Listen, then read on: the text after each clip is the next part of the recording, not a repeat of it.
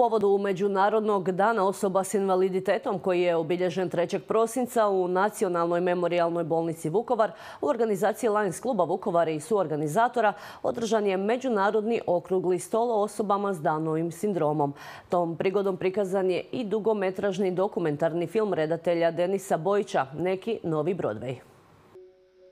Radnja dugometražnog dokumentarnog filma "Neki novi Broadway" bosansko-hercegovačkog redatelja Denisa Bojića prati 6 mladih osoba s Downovim sindromom koje, savladavajući brojne prepreke, postaju prvi polaznici škole glume na ovim prostorima, istovremeno rušeći predrasude i barijere o mogućnostima i sposobnostima osoba s invaliditetom. Naša ideja i cilj i misija je bila da kroz viziju jednog čovjeka, gospodina Zorana Jelića, koji nažalost nije danas ovdje sa nama u Vukovaru, prikažemo i pokažemo da je moguće promijeniti sistem, promijeniti način razmišljanja i pojedinaca i porodica ako su dovoljno uporni, a kroz priču o osobama sa Downovim sindromom se pokazalo da je ljubav prema toj ideji jača od svega. Dokumentarni film "Neki novi Broadway" sniman je na više lokacija u Hrvatskoj i susjednim zemljama, Bosni i Hercegovini, Srbiji i Crnoj Gori. Tako da smo i kroz jedan geografski prostor prikazali da je problem osoba sa Downovim sindromom problem svih država ponaosob i da je jednostavno razmjena iskustava, razmjena ideja jedan dobar pokazatelj i model kako se ovakve stvari mogu rješavati i kako ukazivati na same probleme.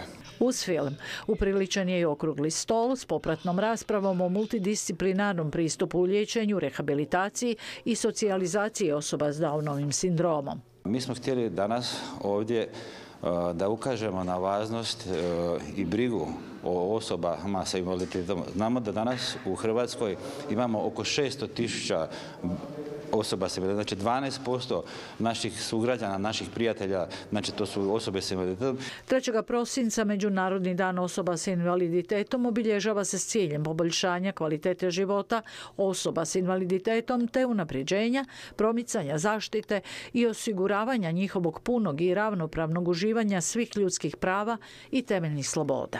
Ono što je najvažnije je za sve osobe sa intelektualnim oštećenjima, pa samim time i za osobe sa sindromom Down, jedna zaokružena priča, jedna zaokružena podrška. Kada imamo na jednom mjestu suradnju zdravstva, socijale i podršku obrazovnog sustava koji će pratiti sve to, onda smo sigurni da možemo raditi kvalitetno i pružiti kvalitetnu skrb svojim korisnicima. Zbog pandemije i obavijesti ekspertne komisije kriznog stožera Ministarstva zdravstva, projekciju filma i okrugli stol 100-tinjak zainteresiranih pratili su virtualno putem Zoom aplikacije. Organizaciju potpisuju Lions klub Vukovar, Nacionalna memorijalna bolnica Vukovar, Veleučilište Lavoslav Ružička i alumni te udruga za osobe s intelektualnim oštećenjem Golubica Vukovar.